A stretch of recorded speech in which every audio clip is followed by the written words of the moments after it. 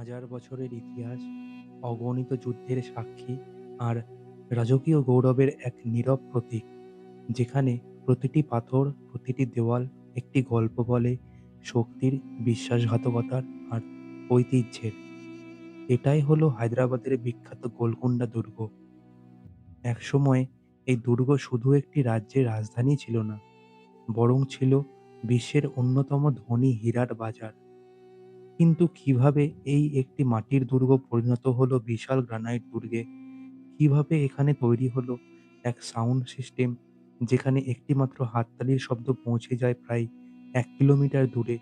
আর কেনই বা এই দুর্গ আজ ধ্বংসস্তূপে পরিণত? এইসব প্রশ্নের উত্তর জানতে চলুন শুরু করি গোলকুন্ডা দুর্গের এক অবিশ্বাস্য ইতিহাসের যাত্রা।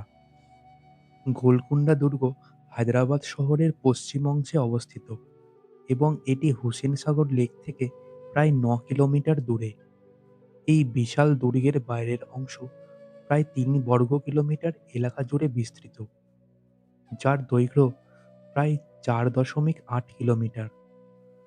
ইতিহাস বলছে এই দুর্গটি প্রথমে মানকাল নামে পরিচিত ছিল। ১১৪৩ খ্রিস্টাব্দে একটি পাহাড়ের চূড়ায় এটি নির্মিত হয়।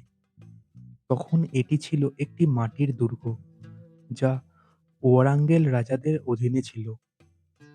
পরবর্তীতে ১৪০০ থেকে ১৭০০ শতাব্দীর মধ্যে বাহমনি সুলতান এবং পরে কুতুব শাহী রাজবংশ এই দুর্গকে শক্তিশালী করে তোলে। গোলকোন্ডা তখন কুতুব শাহী রাজাদের প্রধান রাজধানী হিসাবে ব্যবহৃত হতো। দুর্গের ভেতরে আজও দেখা যায় প্রাসাদ, মসজিদ এবং একটি পাহাড়ের ওপর নির্মিত প্যাভিলিয়নের ধ্বংসাবশেষ, যা প্রায় ১৩০ মিটার উঁচুতে অবস্থিত এবং সেখান থেকে পুরো দুর্গের এক অপূর্ব দৃশ্য দেখা যায়। গোলকুন্ডা দুর্গ নিঃসন্দেহে ভারতের সবচেয়ে চমৎকার দুর্গগুলোর মধ্যে একটি। এর ইতিহাস শুরু হয় ১৩০০ শতকের প্রথম দিকে, যখন এটি কাকাতীয় রাজাদের অধীনে ছিল। এরপর ১৬০০ এবং ১৭০০ শতকে কুতুব শাহী রাজারা এই অঞ্চল শাসন করেন। এই দুর্গটি একটি ১২০ মিটার উঁচু গ্রানাইট পাহাড়ের ওপর অবস্থিত, যার চারপাশে রয়েছে বিশাল ও শক্তিশালী প্রাচীর। প্রথম দিকে এই স্থানটি শেফার্ডস হিল নামে পরিচিত ছিল, যার তেলুগু অর্থ গোল্লাকুন্ডা। লোককথা অনুযায়ী এক রাখাল ছেলে এই পাহাড়ে একটি দেবতার মূর্তি খুঁজে পায়। এই খবর তখনকার কাকাতীয় রাজাদের কাছে পৌঁছালে রাজা সেই পবিত্র স্থানকে ঘিরে একটি মাটির দুর্গ নির্মাণ করেন। প্রায় ২০০ বছর পর বাহমনি শাসকরা এই জায়গা দখল করেন। এরপর কুতুব শাহী রাজারা এটিকে একটি বিশাল গ্রানাইট দুর্গে রূপান্তরিত করেন, যার পরিধি প্রায় ৫ কিলোমিটার। এই দুর্গ ইতিহাসের এক নীরব সাক্ষী হয়ে আজও দাঁড়িয়ে আছে। কুতুব শাহী শাসনের সমাপ্তি ঘটে ১৬৮৭ সালে, যখন মুঘল সম্রাট ঔরঙ্গজেব এই দুর্গ দখল করেন। আজও গোলকুন্ডা দুর্গে দেখা যায় বিশাল কামান, ৪টি ড্রব্রিজ, ৮টি প্রবেশদ্বার, রাজকীয় হল, অস্ত্রাগার ও আস্তাবলের নিদর্শন। সবচেয়ে বাইরের প্রবেশদ্বারটির নাম ফতেয়া দরওয়াজা, যার অর্থ বিজয়ের দরওয়াজা। এই ফতেয়া দরওয়াজার কাছে রয়েছে এক অসাধারণ শব্দ প্রকৌশল ব্যবস্থা।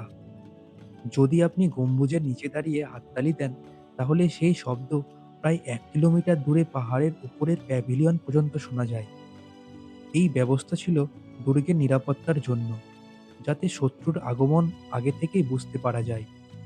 আসলে এর ওপরের দেওয়ালে রয়েছে ডায়মন্ড শেপের স্ট্রাকচার, যা শব্দকে একদম দুর্গের ওপর পর্যন্ত প্রতিফলিত করে।